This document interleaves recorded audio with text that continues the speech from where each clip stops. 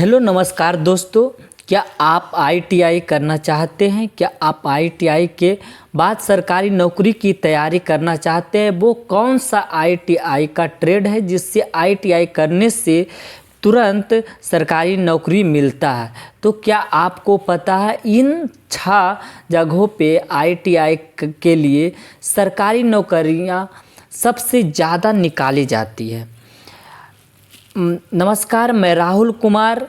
Daily exams update में आज हम बताने वाले हैं कि अगर आपका सपना आईटीआई से जुड़ा हुआ है कि आईटीआई करने के बाद आप करियर से को बेहतर ऊंचाई पर ले जाना चाहते हैं या आईटीआई करने के बाद सरकारी नौकरी का चाहते हैं रखना चाहते हैं, तो इस वीडियो को पूरा देखिएगा, क्योंकि आईटीआई करने से पहले इन चारों बातों का ध्यान रखना होगा। नहीं तो आईटीआई करने के बाद आपको बहुत पछतावा होगा। इसलिए एडमिशन लेने से पहले इन वीडियो को ज़रूर देखिएगा और कोई ज़रूरतमंद होगा तो उसको ज़रूर शेयर करिएगा।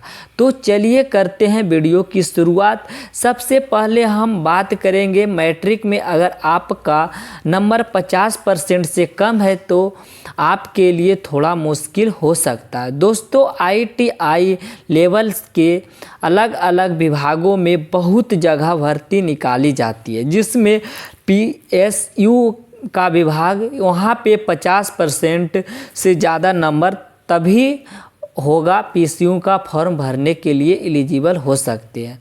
देखिए, आईटीआई के लिए 6 तरह की जॉब निकाली जाती है। पहला, रेलवे में assistant loco pilot, railway technician और ग्रुप डी की भर्ती निकाली जाती है। यहाँ पे कोई दिक्कत नहीं होगा। 50% पर से कम नंबर है तो आप फॉर्म भी भर सकते हैं।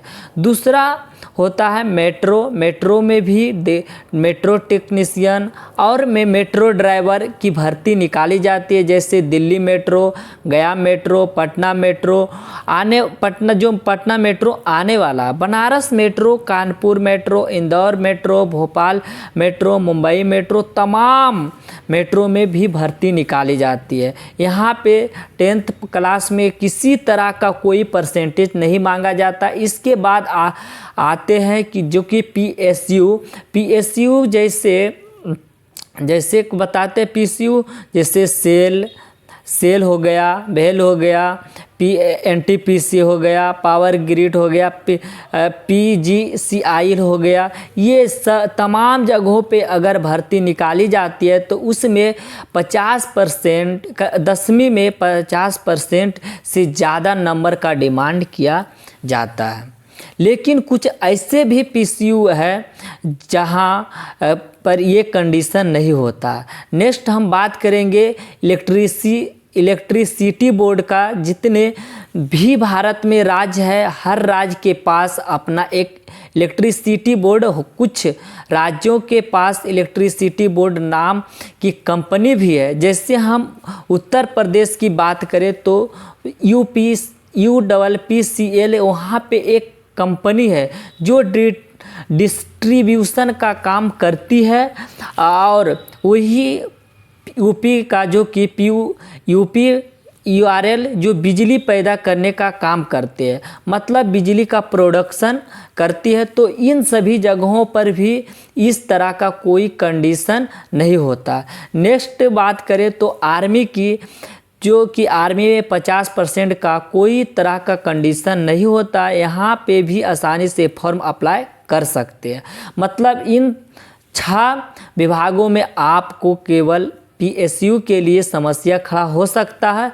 अगर आपका इच्छा है कि हम इसरो में जाए, डीआरडीओ में जाए, वार्क में जाए, भेल में जाए, सेल में जाए, एनटीपीसी में जाए, अगर आपका 10वीं में 50% से कम नंबर है तो आप आईटीआई नहीं करना चाहिए। अब हम नेक्स्ट बात करेंगे जो कि कलर विजन वाले के लिए। बहुत सारे स्टूडेंट ऐसे होते हैं जिनको पता नहीं होता है कि उनके अंदर, उनकी आँखों में कलर विजन का प्रॉब्लम होता है, और कलर विजन वाले बच्चों को खासकर टेक्नीशियन लेवल के लिए काफ़ी मुश्किल का सामना करना पड़ता है।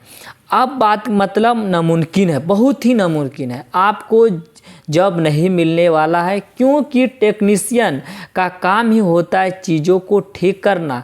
इसलिए ITI में एडमिशन लेने से पहले आपको एक बार अपनी आँखों का जांच कराना चाहिए कि आपके आँखों में कलर विजन है या नहीं। खासकर जो रेलवे ड्राइवर का तैयारी करना चाहते हैं, तो रेलवे में एक सपना है कि हम रेलवे ड्राइवर बने, असिस्टेंट लोको पायलट बने, तो आपके लिए तो मुश्किल ही नहीं नामुमकिन है कि कलर विजन रहते हुए आपका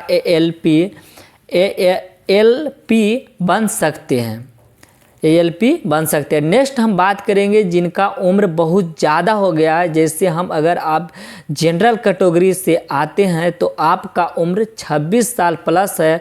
अगर आप OBC से आते हैं तो आपका उम्र अगर 28 साल प्लस है। अगर आप SC ST से आते तो उम्र अगर 30 साल प्लस है, तो आपको सरकारी नौकरी के लिए ITI नहीं करना चाहिए, क्योंकि आपको ITI करते हुए 2 साल लग जाएगा और 2 साल बाद आपको जो एज लिमिट होता है गवर्नमेंट जॉब के लिए, वो क्रॉस कर जाएगा, आगे चला जाएगा और आगे चला जाएगा तो आपका फॉर्म अप्लाई नहीं कर सकते हैं। तो सरकारी नौकरी के लिए ही ITI कर रहे हैं, तो मतलब उनको भी इस बात का ध्यान रखना होगा कि आपको किस ट्रेड से ITI करना चाहिए। कुछ ट्रेड केवल बिजनेस और रोजगार के लिए बनाए गए। अगर आप गलत ट्रेड चुनाव कर लेते हैं तो फिर आगे आपको सरकारी नौकरी नहीं मिल पाएगा। तो आइए हम जानते हैं कि कौन कौन सा ट्रेड है जो कि आपको सरकारी नौकरी तक ले जा सकता है। सबसे नंबर वन हम बात करें तो नंबर 1 2 ट्रेड आते हैं जो फिटर और इलेक्ट्रीशियन, या दो ऐसी ट्रेड है जो हर महीने, हर सप्ताह, हर दिन वैकेंसी निकाली जाती है। इसकी कहीं ना कहीं आपको भर्ती देखने के लिए मिलेगा और बहुत बड़े स्तर पर सीट निकाली जाती है। अब बात करते हैं जो कि आप इलेक्ट्रीशियन या फिटर चुनाव कर लेते हैं, तो अगर इलेक्ट्रीशियन और फिटर आपको नहीं मिलता है, कर पा रहे हैं, तो आपके पास सेकेंड जो ऑप्शन रहता है, ये टर्नर, मशीनिस्ट, वेल्डर, डीजर, मैकेनिस्ट, इन सभी ट्रेडों से करके आपको सरकारी नौकरी मिल सकता है। तीसरे नंबर पर हम बात करें जो कि इलेक्ट्रीशियन, फिटर, मर्डर और डीजल मैकेनिस्ट में से काफ़ी कम पदों पर भर्ती निकाली जाती है। जैसे हम कारपेंटर की बात करें, कोपा की बात करें, पेंटर की बात करें, ऑटोमोबाइल की बात करें, इन सभी में बहुत कम जगहों पर वैकेंसी निकाली जाती है। अगर आप इन सभी ट्रेडों से ITI करना चाहते हैं तो थोड़ा सा होशियार रहिएगा कि आपको गवर्नमेंट जॉब में अपॉर्चुनिटी कम मिलेगा। और चौथे नंबर पे वैसे ट्रेड जहाँ पे भर्ती निकाली ही नहीं जाती है, जैसे जितने भी नॉन इंजीनियरिंग ट्रेड है, जैसे ड्रेस मेकिंग, कपल ब्यूटिशियन, इन सभी में किसी तरह का कोई सरकारी वैकेंसी नहीं निकाली जाती है। कभी एक का दुक्का कहीं मिल गया तो मिल गया, वरना नहीं मिलता। तो दोस्तों, अगर आप ITI करना चाहते हैं तो इन 4 बातों को ध्यान आवश्यक रखें, नहीं तो पर फ्यूचर में आपको पछताना पड़ सकता है। तो आज हम इस वीडियो में ही तक रहते हैं, हम फिर मिलते हैं हम अगले वीडियो में। जय हिंद, जय भारत।